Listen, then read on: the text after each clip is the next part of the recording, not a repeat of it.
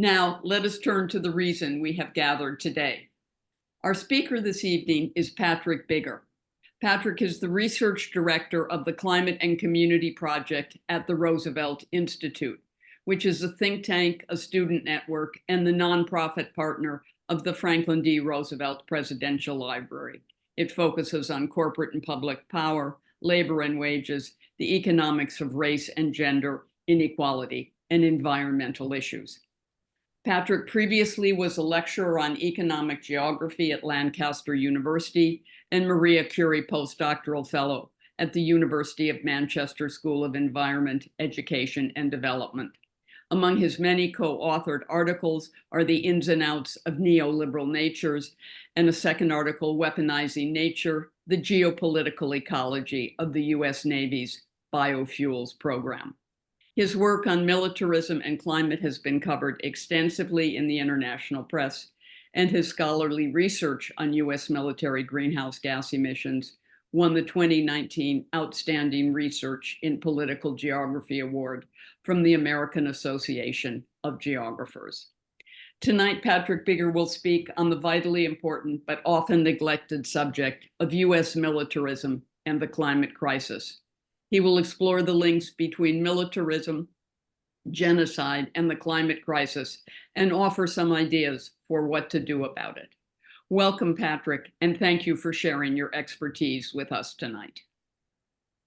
Well, thank you so much, Molly, and thanks to all the folks at Brooklyn for Peace for the invite to speak with you all this evening. It's a real treat to be here, especially because my roots in activism were in the anti-war movement in the lead up to the invasion of Iraq. And it's nice to be coming a little bit of full circle to talk about my current work with folks who I know share similar concerns. And Molly, not to just a gentle correction. I'm not actually at Roosevelt. I love our friends at the Roosevelt Institute, but we are a standalone organization. We're a progressive climate policy think tank working at the climate and inequality nexus, working on all sectors of the U.S. economy, as well as the work that I hold down on militarism and global systems and policy.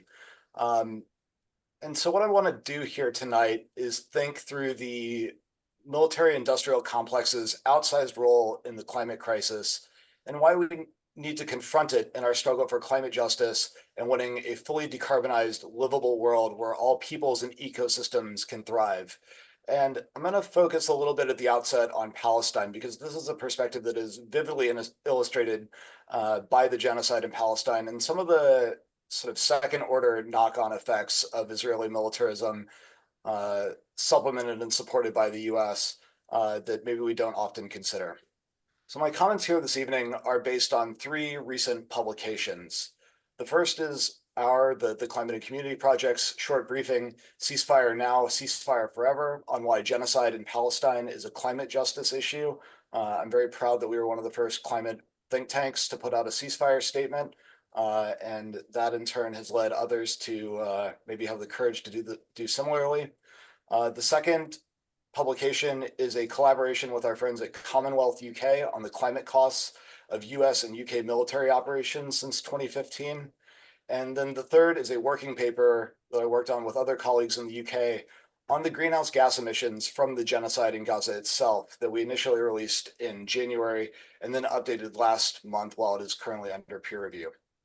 So in this talk, I'll talk for about 20 minutes, setting my timer now. Sorry about that.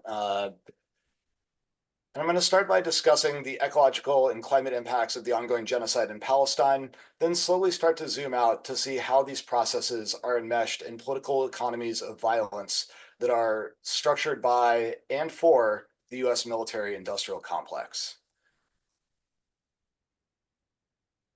So the thesis of my talk tonight, and really that is animating a lot of my work on these questions right now, I'm drawing from our Ceasefire Now statement, which is that to confront the drivers of climate breakdown is also to confront the drivers of apartheid, militarism, and perpetual war. An immediate permanent ceasefire in Palestine and an end to all occupation and apartheid is the only viable path towards lasting peace, security, and survival through the climate crisis. For both ethical and practical reasons, there cannot be climate and environmental justice in just one region or country. There's climate justice globally or nowhere. And I think in my day job, I'm primarily facing the climate movement, and I think that a lot of folks in the North American climate movement have an improving understanding that the climate crisis is one outcome of historical and contemporary imperialism. And at the same time, the opposite is true. A lot of folks in the peace movement are starting to get hip to the challenges that the climate crisis will pose to building genuine human security around the world. And since we released the ceasefire statement, I think this is the 30th webinar that I've done either with climate or peace groups. And I'm really excited that even in this grim moment, we have this glimmer of movements coalescing in exciting ways that they really haven't, I think, since the late 1990s. And my comments come from a perspective that is mostly shaped by the climate, economic justice, and anti-war movements spanning the last 25 years. Again, I got into political organizing against the Iraq War in 2002, and so it's a treat to be back with y'all in the peace movement. Often, the climate movement is generally and necessarily and historically oriented to view the oil and gas sector and other extractive industries as our most straightforward enemies. And that's not necessarily wrong. We need to transition to a zero carbon world. But the military industrial complex often gets left out of analyses of what's shaping the present and what that means for what's shaping the future. That's true even as we acknowledge that so much of the status quo must be radically transformed in our fight to win climate justice. And right now, that fight is most acute in Palestine. But that also flows in the other direction again. Fights against militarism, imperialism, and genocide need to get better attuned to military environment entanglements to build stronger campaigns and coalitions. And so in this talk, I'll start by talking about the ecological dimensions of the US-supported genocide in Gaza, then zoom out to broader concerns about the environmental impacts of US war machine, and then close with a couple of ideas about taking action.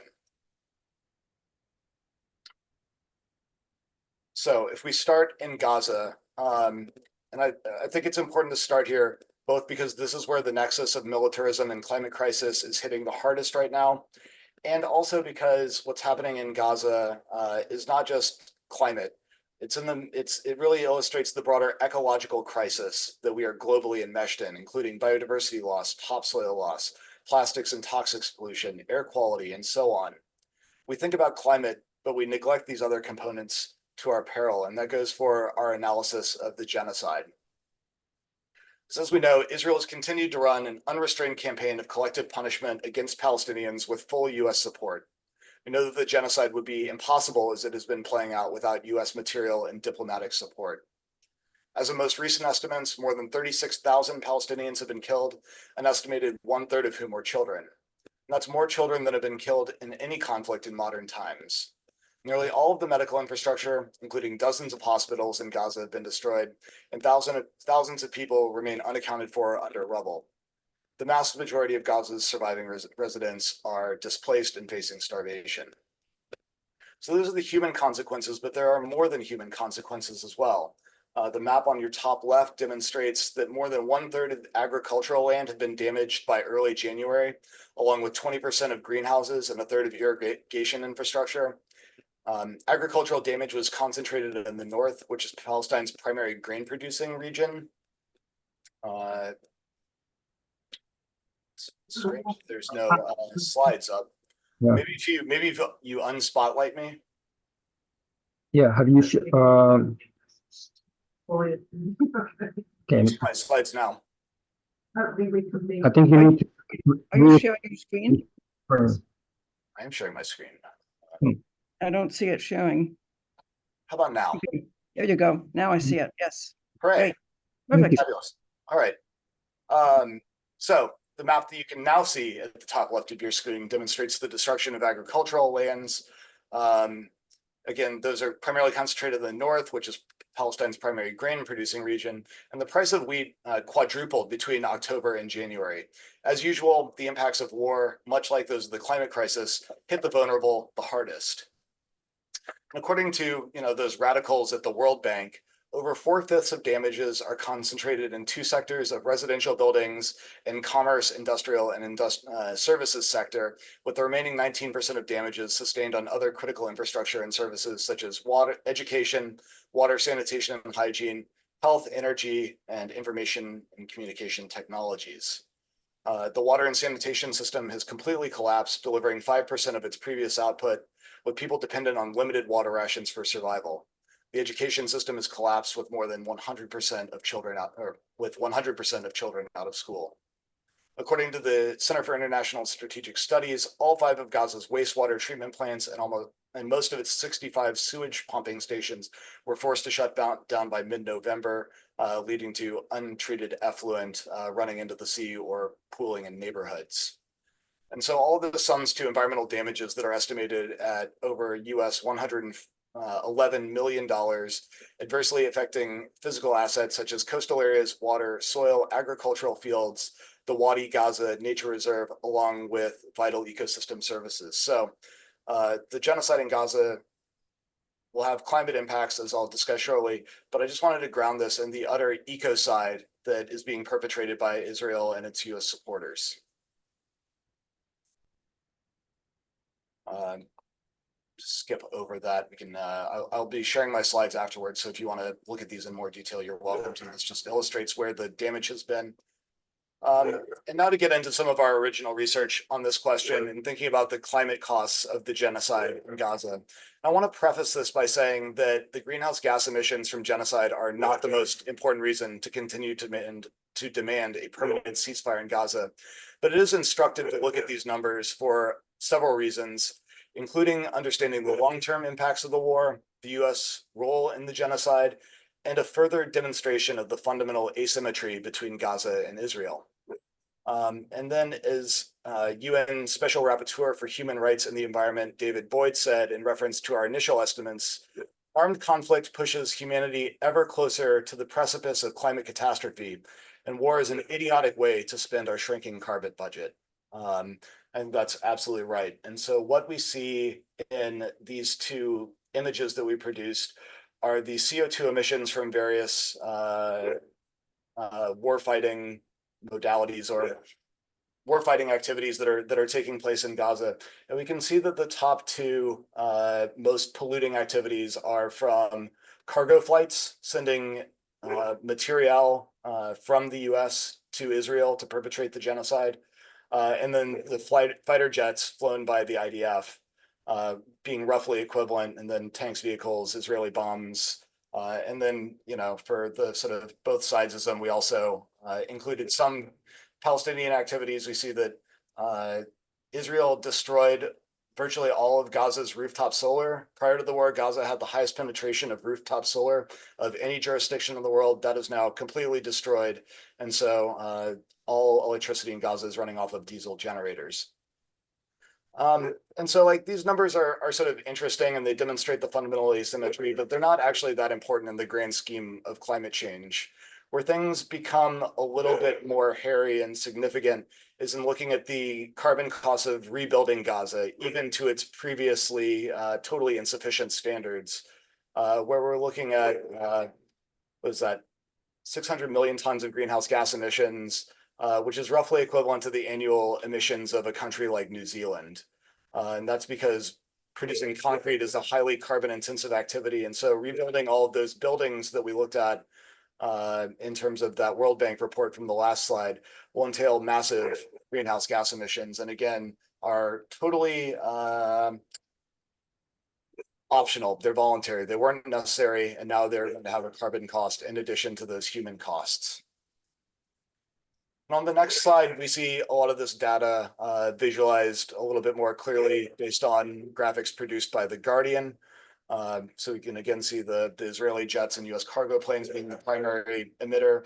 We can see that even just those small emissions in the first 120 days of the war are greater than a number of whole countries, including many countries that are extremely vulnerable to the impacts of the climate crisis. So we're talking about, again, not massive emissions, but emissions that are still countable on a global scale.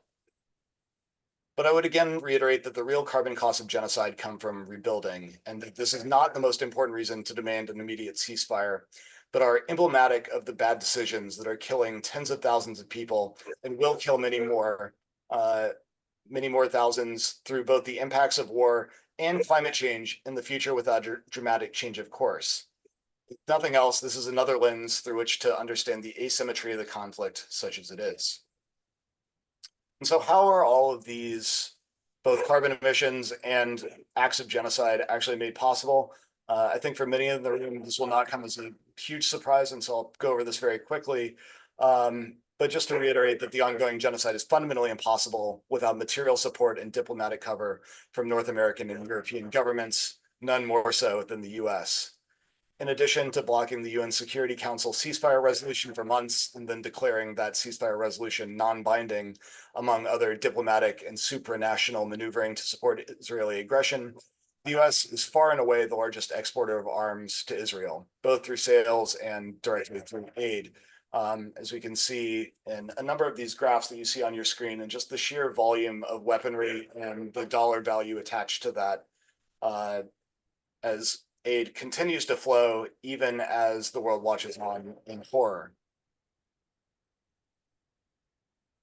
And this is indicative of the US military industry's place in the place of dominance in global arms exports.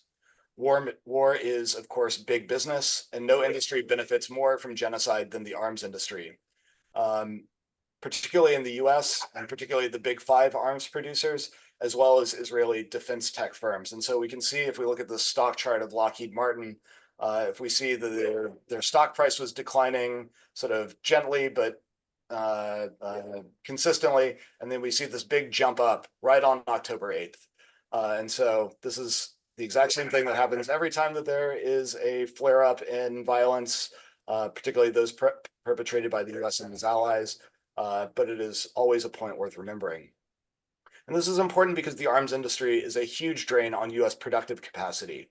And again, given that y'all are a peace group, I won't dwell on this too long, but I do think it's worth flagging how the majority of the US's incredibly huge military budget is sent to contractors, particularly weapons manufacturers, who receive as much in 2 years as the Inflation Reduction Act will spend on climate action in 10 years.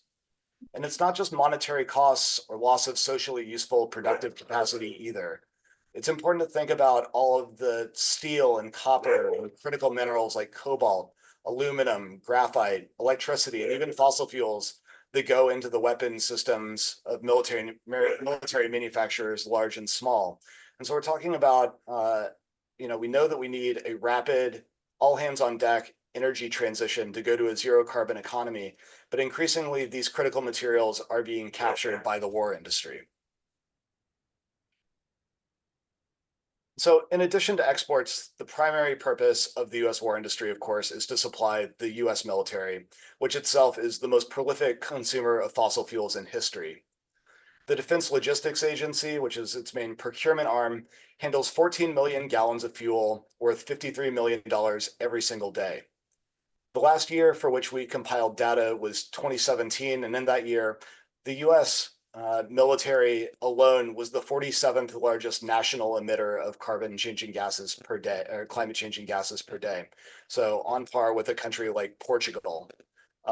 If we took it on a per capita basis, the US military would be by far the largest emitter, with 42 metric tons of CO2 equivalent annually for each soldier, more than emissions from notoriously heavy emitters like Qatar and Kuwait. Overall, daily emissions from burning oil for US military operations are roughly on par with a medium-sized coal-fired power plant.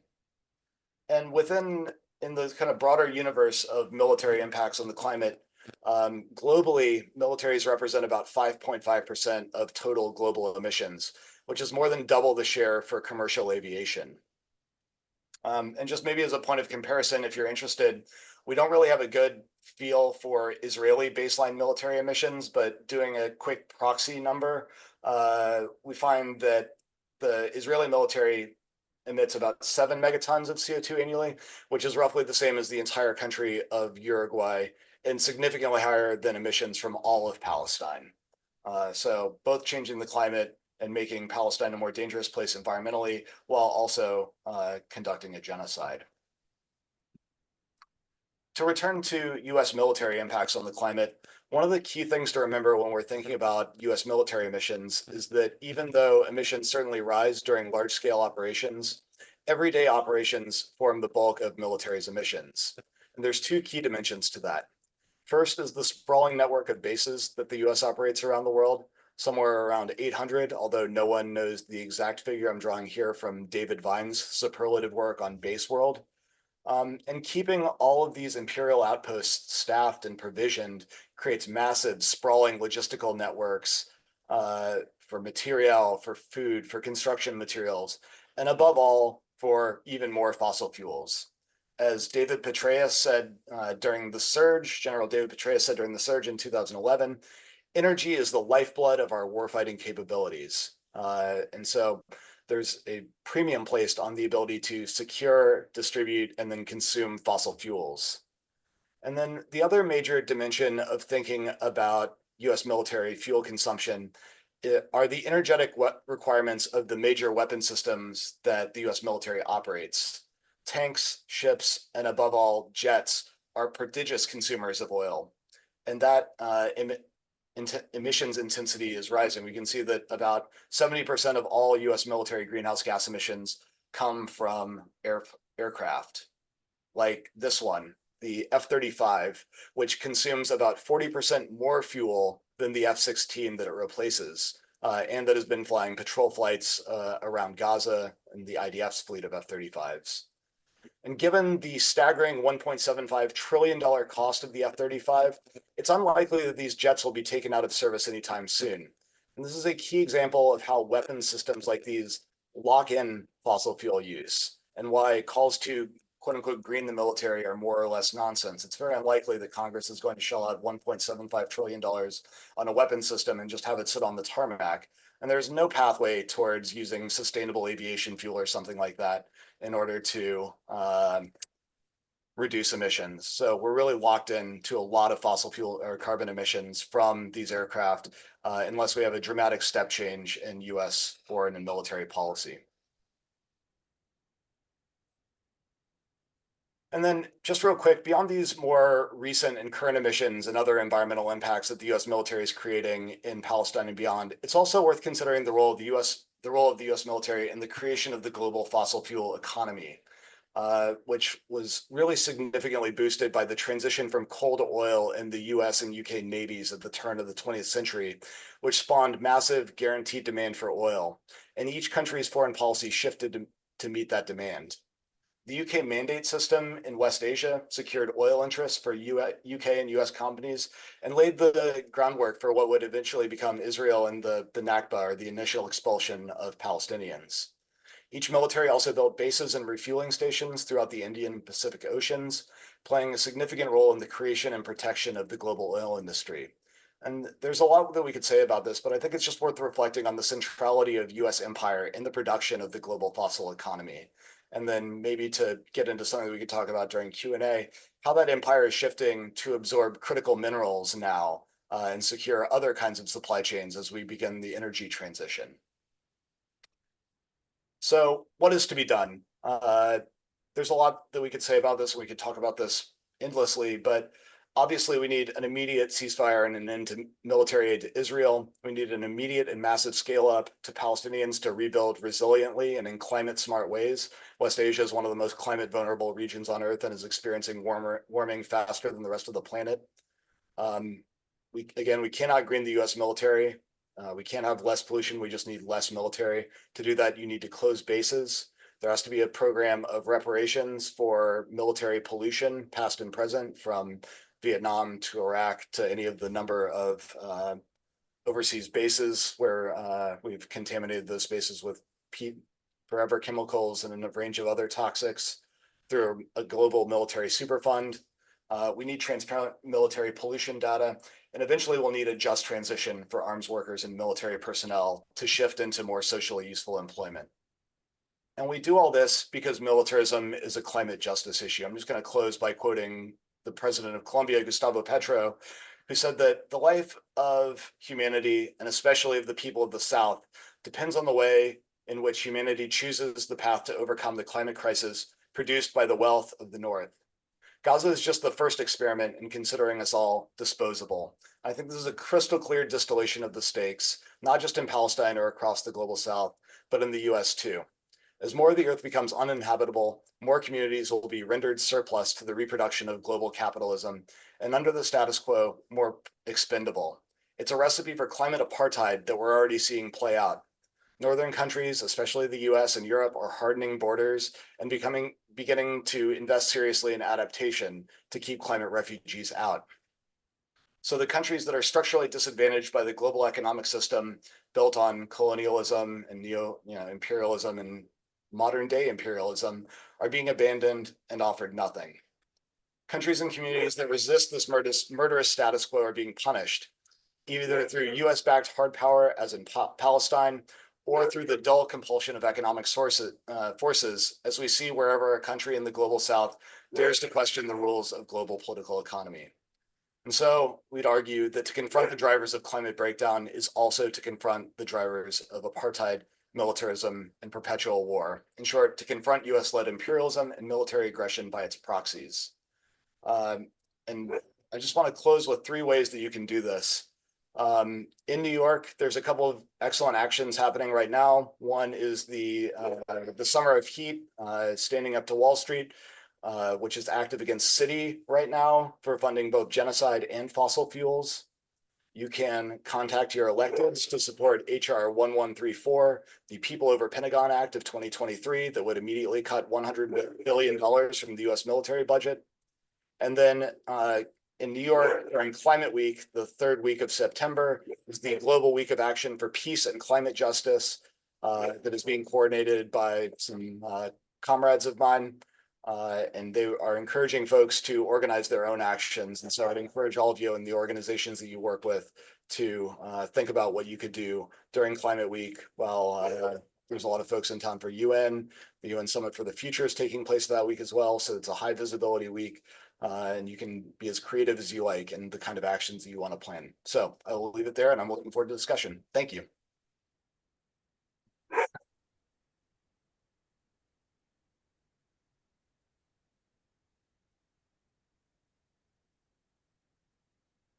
Bruce, Okay. there you go, and let me try to spotlight Patrick again. Okay, there you Hi. both. Great. Okay, hi.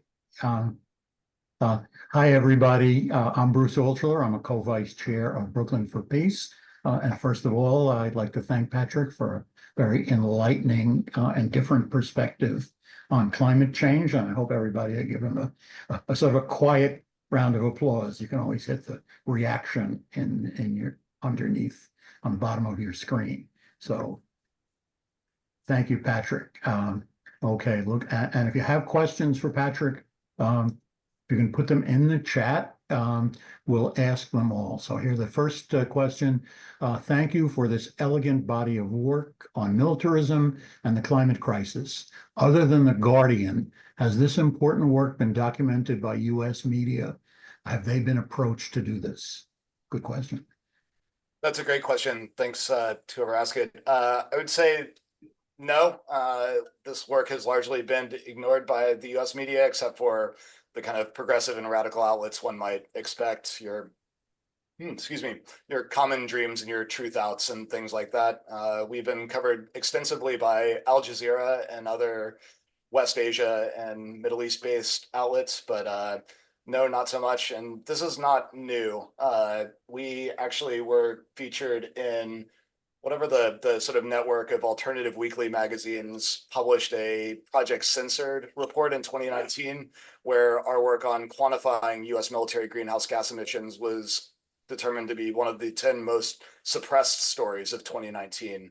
And if not suppressed, at least undercovered. So this is not new. The big media outlets, of course, from their role in cheerleading the war in Iraq to both siding the genocide in Palestine, are obviously very reluctant to cover these kinds of arguments.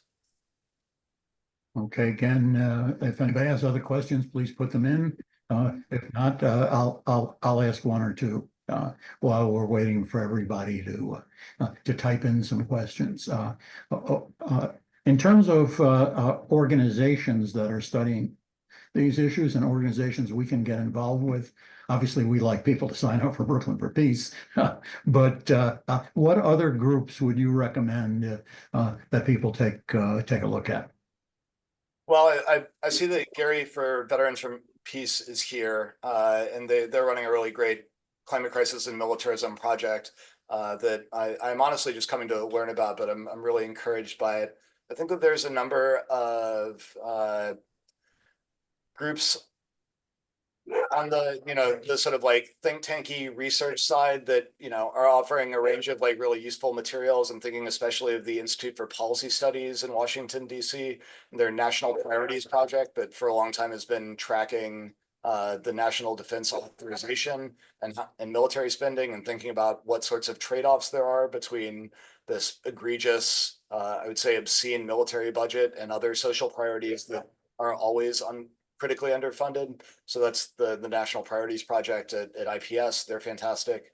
And then I think to get an international perspective on this, my colleague Nick Buxton at the Transnational Institute has been working on these questions for a very long time. So that's Transnational Institute, I think it's tni.org, who have been doing really fantastic work in quantifying the climate impacts of NATO more broadly. So we're here in the U.S. I'm from the U.S. I tend to focus on U.S. stuff on the militarism question, but it is important to understand how militaries more broadly are shaping and responding to the climate crisis, especially NATO countries.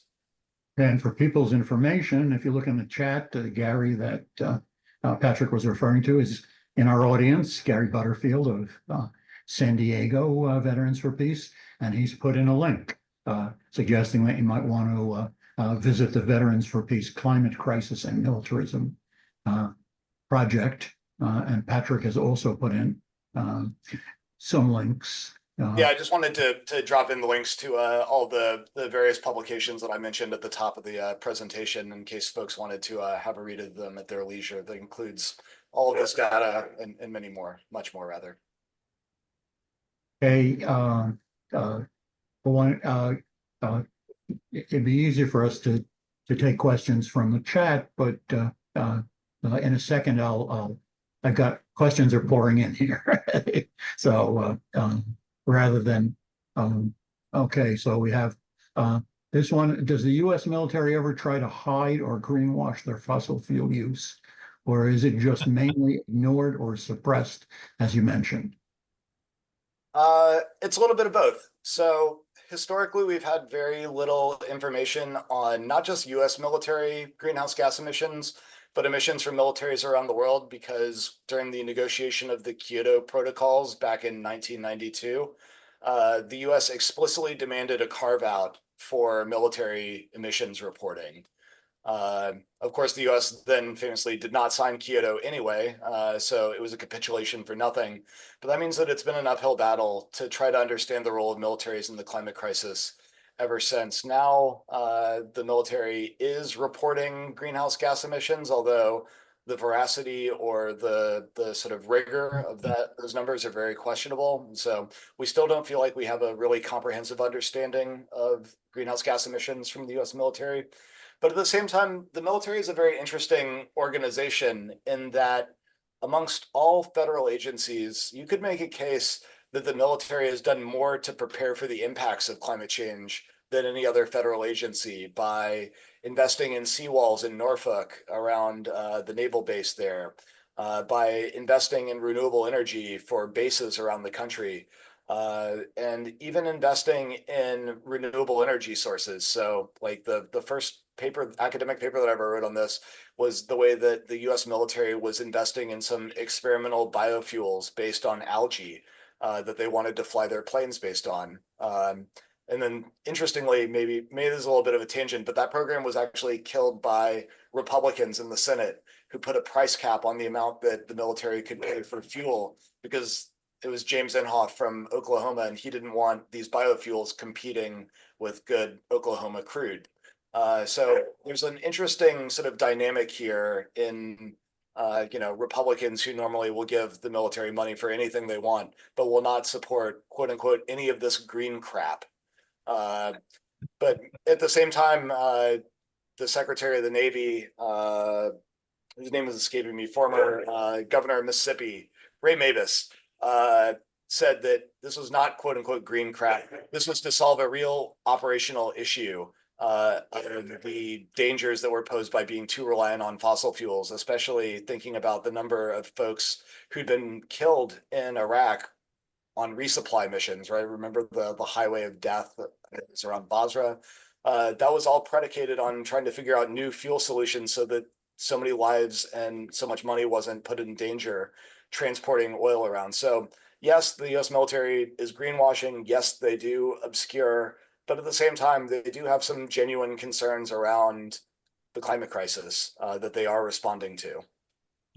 Okay, looks like Gary Butterfield did have his hand up, so if you want to unmute and can ask a brief question. Thank you, Patrick. Thank you for an excellent presentation. And at Veterans for Peace, we also do kind of a similar and parallel presentation talking about militarism and the climate crisis. And one of the things we've discovered is that this year we're focusing on actually protesting air shows, the Blue Angels and the Thunderbirds. And as an example, we had some people combining with 350.org, Code Pink, and Veterans for Peace. We want to get out of our silos and get climate people and peace people all together on this. But they're protesting. They protested at the Annapolis graduation, the Blue Angels flyover. So we're seeing added interest in getting climate people involved in discussing this. If they see the visibility of the Blue Angels and the Thunderbirds, that's something easy to visualize. And then you get involved in a conversation about the bigger issues of overall military emissions and military spending and what we can do with that money.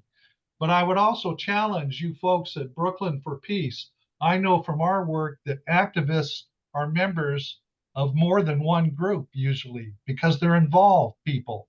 I would ask you to find other places for Patrick to speak, or our group, Climate Crisis and Militarism Project, to get the climate people involved in this, as well as other peace people. We've got two major wars going on that are kind of muddying the headlines, but the climate crisis isn't stopping and taking a break just because we've got genocide in Gaza and missiles in Ukraine. Gary, I couldn't agree with you more on the imperative of bringing the peace movements, I would say the economic justice movements and the climate movements together. I think we really need a movement of movements approach in this moment, because otherwise we're simply not strong enough to win on our own. But I think we are strong enough to win together. We've seen movements come together in really astonishing ways in the past. I think a lot about, and lately in particular, I've been thinking about when, folks from the labor movement, from the environmental movement, from the peace movement were able to shut down the WTO in Seattle in 1999. And really, the way that movement was trending was going to be very successful until, basically 9/11 changed the world and changed everything and scrambled some priorities. And then we were all on the back foot fighting the Iraq War. And so I think that it's really important that we build durable coalitions now where we really understand where one another are coming from and our sort of coalitions don't just crumble. And then, Gary, just to your point about military air shows, I think it's a fantastic initiative. These are like absolutely voluntary emissions, right? They don't do anything for anybody. And it's really emblematic of the fact that the vast majority of emissions from the US military come from aviation. And so every time I went to university in Tucson, which is where Davis-Monthan Air Force Base is, and just thinking about the number of times I was sitting in class and class was disrupted by some A-10 pilot flying directly over campus at low altitude and disrupting everybody just because he could. And just like thinking about the volume of fuels burned during that's more than any of our individual carbon footprints in any given year, right? I mean, like anytime that you hear folks talking about individual solutions to the climate crisis, it's bunk. We have a real structural problem with fossil fuel consumptions, and none of those emissions are more voluntary or expendable than those from military aviation. I'd like to say locally, we have climate action plans for each of the municipalities around our area. And even though 25% of the economy here is based on the military, I mean, we have a huge military presence in San Diego. None of the climate action plans mention the word military, Navy, or Marines. And when I challenge local officials, they say, well, that's a federal problem. Well, you know, it's a local problem because we're breathing the air. So, you know, we need to demand the same type of accountability and transparency of our institutions as we expect from ourselves. Couldn't agree more. Okay, well, thanks, Gary, for that. Okay, hang on. Looks like we have another question. If I can negotiate it. Here. Just one last question, and it sort of relates to Gary's point. When we try to work with climate change groups, it's often very difficult for them to see the connection between the military and climate change. They prefer to stay in their silo and not join in ours as well. Do you have any ideas for more communication between peace action groups and climate change groups? Well, absolutely, and that's No, how I'm asking Patrick. Again, he's our speaker. Thanks for. Okay. Well, Gary, you and I can collaborate on that since this is our area of mutual interest at some point. But I would just say, I mean, this is a constant source of frustration for me and for many folks who share the perspective that I do. I think in that, you know, for some folks, climate becomes a sort of like fetish object in a way, right? Like climate is everything, and if we don't deal with climate, then we can't deal with anything else, and so we have to deal with climate first. And these are the kinds of folks who like say, oh, we need permitting reform, and we need to just build as much as possible, as quickly as possible, and ignore all of the other ecological impacts or ignore the impacts on native tribes or on people of color or on any number of other social prerogatives that I think a lot of us on this call share. And so I would just say that, I mean, there are a few kind of key facts. I mean, like, if folks in the climate movement aren't paying attention to just the sheer volume of fossil fuels that the US military is consuming, and then the vastly higher quantity that the military is enrolled in to basically maintain the global supply chains for. I mean, I think that a lot of folks will remember, if you look back at the map of overseas military bases and then where the world's major oil producing regions are, it's almost a 1-to-1, right? I mean, we saw these maps in the run up to the war in Iraq. The same is true now. In fact, it's only really intensified as there's even more US military presence in West and South Asia and in the Pacific.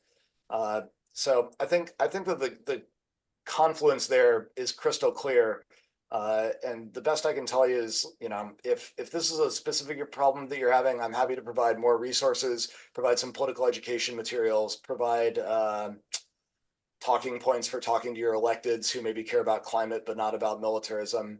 You know, we do have a long way to go, but again, the fact that I'm sitting here having this conversation with y'all right now shows that there's growing interest in this topic, and I find that hugely encouraging, even in such dark days.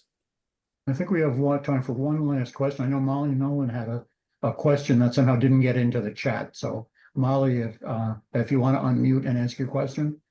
My question was very much the last one. We've tried to reach out to groups like 350.org in Brooklyn, and they have been really reluctant to take up the issue of militarism. We tried to say, you know, they have these weekly podcasts. We'd like to talk about this. They hemmed and hawed and said, well, no.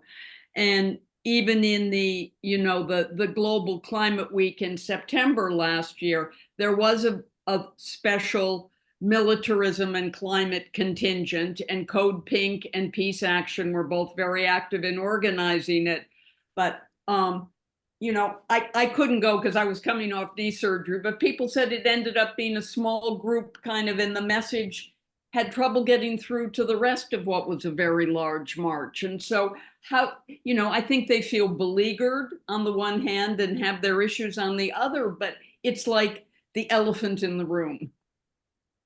I'm with you, and the only thing that I can say to that is I think that the material conditions, and if we are, you know, doing a political analysis of the present, I think that the genocide in Gaza has changed a lot, and this is really front of mind for a lot of folks right now. And folks are aware of the role of the U.S. in the genocide, and if they are primarily activated in the climate movement, and then they're not putting those dots together, well, A, they should probably be trying harder, and B, maybe it is an easier connection to make for them at this stage than it was even on October 6th.